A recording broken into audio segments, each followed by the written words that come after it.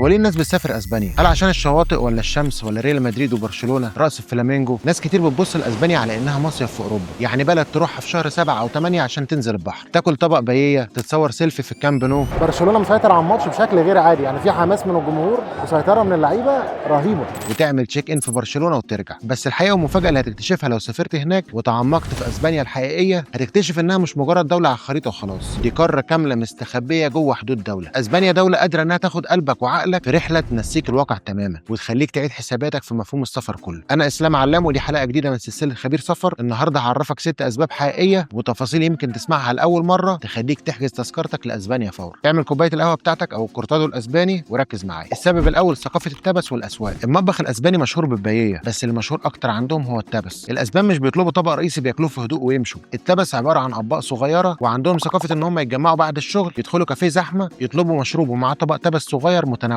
زي بطاطس البرافا الحاره او الكاليماري او الجمبري بالثوم، ياكلوه هم واقفين بيتكلموا وبيضحكوا. واحده من اشهر الحاجات عندهم هو ستيك الزيتون، فاحنا جبنا ده محشي جبنه وسلمون وسمك. تحفه تحفه، لازم تجربوه، ده تبس، فخلينا كده نجرب.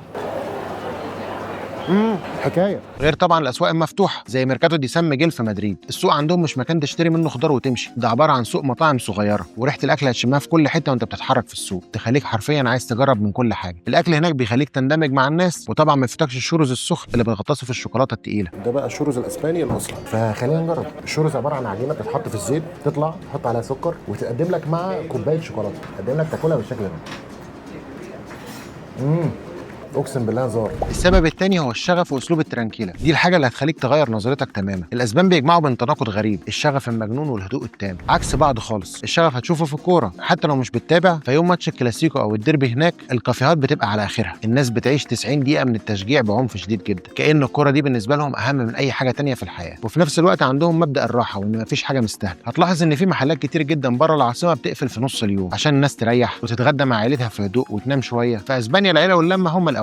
هتمشي في الشوارع الساعه 12 بالليل تلاقي عائلات باطفالهم قاعدين في الميادين بيضحكوا وبياكلوا ايس كريم. الطاقه الايجابيه دي هتتنقل لك وترجعك بلدك انسان اهدى واسعد. السبب الثالث هو التنوع الجغرافي. لما بنقول طبيعه ومناظر في اوروبا الناس بتفتكر سويسرا والنمسا بس، الحقيقه ان اسبانيا فيها تنوع جغرافي مرعب. في الشمال في اقليم زي اقليم جاليسيا، المنطقه دي بيسموها اسبانيا الخضراء، غابات لمس السحاب، مطر ومنحدرات بتطل على المحيط، مناظر تحسسك انك في ايرلندا مش اسبانيا. ولو نزلت بقى للجنوب هتلاقي جبال سيريا نيفادا. وتخيل بقى السيناريو ده، تصحى الصبح تتزحلق على التلج، بعد كده تركب عربيتك وتنزل تتفرج على جمال الطريق. ولو حابب بقى تطلع بره مألوف خالص، عندك صحراء تابرنس، الصحراء الوحيده في اوروبا واللي اتصور فيها اشهر افلام هوليوود الكلاسيكيه. وعندك كمان جزر الكناري في المحيط الاطلنطي، طبيعه بركانيه وشواطئ رملها اسود. التنوع ده بيخليك مستحيل تزهق لانك كل يوم هتصحى في مناخ مختلف. السبب الرابع المهرجانات. اسبانيا من اكتر الدول اللي بتعرف تحتفل في العالم، عندهم مهرجانات هتحسسك ان هم شعب قرر ان هو ما ياخدش الدنيا على اعصابه ابدا. تخيل قريه هاديه جدا اسمها بونيول فجاه في شهر اغسطس بتتحول لساحه معركه كامله في مهرجان اسمه لاتومتينا. الاف البشر من كل حته في العالم بيضربوا بعض ب 150 طن طماطم وسط ضحك هستيري. او تروح فالنسيا في مهرجان لاس فياس، فنانين بيبنوا تماثيل عملاقه في الشوارع طول السنه بتكلفهم ملايين، يولعوا فيها كلها في ليله واحده كنوع من الاحتفال بالربيع وبدايه صفحه جديده. الجنون ده كله بيخليك تفهم روح الشعب الاسباني اللي بيحب يعيش اللحظه. السبب الخامس انك بتمشي بآلة زمن جوه دوله بملامح عربيه واوروبيه. دايما متخيلين ان اوروبا كلها كنايس وقلاع ومباني قديمه، بس تخيل تنزل اقصى الجنوب في اقليم الاندلس، انت هنا مش بس بتتفرج على تاريخ، انت كانك بتمشي جوه حكايات الف ليله وليله، وبتشوف تاريخ عربي متساب اثره على كل حجر. ولما تدخل قصر الحمراء في جرناطه وتشوف النقوش العربيه المعقده المحفوره بدقه مرعبه، وتقرا جمله لا غالب الا الله بتتكرر الاف المرات في كل ركن، تمشي جوه حدائق العريف وتسمع صوت الميه في النوافير، في هندسه عبقريه سابقه عصرها. المكان بيوصف لك حرفيا معنى الجنه على الارض. السبب السادس الفن المعماري. لو بتحب الاختلاف، فمباني في اسبانيا مش مجرد طوب واسمنت، دي لوحات فنيه بتنطق. ولو رحت برشلونه انت اكيد مش هتقدر تمشي عادي، انت دايما هتلاقي نفسك طول الوقت بتبص لفوق. ليه بقى؟ بسبب عبقري مجنون اسمه أنتوني جاودي. ولما تقف قدام كنيسه سجرادا فاميليا، مبنى بيتبني بقاله اكتر من 140 سنه ولحد اللحظه دي ما خلصش. تصميمها من بره كانه جبل من الشمع السايح، مفيش فيه خط مستقيم واحد. ولما تدخل من جوه وتشوف الشمس ازاي بتدخل من الازاز الملون وبتنعكس اشعتها على اعمده متصممه على شكل اشجار، هتحس انك مش جوه كنيسه، هتحس انك جوه غابه سحريه من الالوان والضوء. السبب السابع اختلاف المدن. اسبانيا مقسمه ل 17 اقليم، كل اقليم ليه ثقافته واكله اللي بينتموا ليه جدا. لو رحت العاصمه مدريد بجد هتلاقيها مدينه ملكيه فخمه، شوارعها واسعه ومبانيها كلاسيكيه، حرفيا مدينه ما بتنامش. ولو اخدت القطر ونزلت برشلونه هتلاقي عالم تاني موازي، مدينه ساحليه وروحها شبابيه ومختلفه تماما عن مدريد. ولو قررت تنزل اشبيليه في الجنوب هتلاقي روح اسبانيا الاصليه، رقص فلامينجو في الساحات وريحه شجر برتقال في الشوارع والناس اللي بتلبس الوان مبهجه وعايشه ببساطه. كل مدينه حرفيا بتديك تجربه مختلفه عن التانيه. تخلص جرناطه وتطلع على قرطبه وتدخل المسجد الجامع، غابه حقيقيه من الاعمده والاقواس باللونين الاحمر والابيض، وفجاه تلاقي كاتدرائيه ضخمه مبنيه جواه، منظر قليل انك تشوفه في اي حته تانيه. وعشان نكمل حكايه الاندلس هاخدك لمكان اسطوري اسمه روندا، مدينه كامله مبنيه على حافه جرف صخري مرعب ارتفاعه اكتر من 100 متر، بيربط بالنصين المدينه وكوبري حجري قديم كانه مشهد طالع من مسلسل جيم اوف ثرونز. وتقف على الكوبري ده وتبص تحتك هتحس بادرينالين ورهبه غير عاديه، وفي نفس الوقت عظمه هندسيه تخطف قلبك. وقبل ما نختم حاجتين لازم تاخد بالك منهم لو مسافر اسبانيا قريب. اول حاجه ان الانجليزي مش هينفعك في كل الاماكن، الاسبان بيعتزوا بلغتهم جدا، فلازم تتعلم كام كلمه اسباني اساسيه زي جراسياس بور فافور، الناس هترتاح معاك وهيعاملوك بشكل افضل. تاني حاجه انك تخلي بالك من النشل، اسبانيا بلد امان ايوه وتقدر تمشي فيها بالليل براحتك، بس المدن الكبيره والاماكن السياحيه مشهوره بالنشل الخفيف، محطات المترو، الزحمه، فخلي محفظتك وموبايلك دايما قدامك وشنطتك مقفوله وعينيك عليها. ولو رحت اسبانيا قريب اوعدك هترجع بذكريات لطيفه وطاقه حب للحياه. وقولوا لي في الكومنتات تحبوا نتكلم عن دوله ايه في الفيديو اللي جاي. ما تنسوش اللايك وتشتركوا في القناه عشان يوصل لكم كل جديد، واستنوني في حلقه جديده وتجربه سفر مختلفه مع خبير سفر. كان معاكم اسلام علام،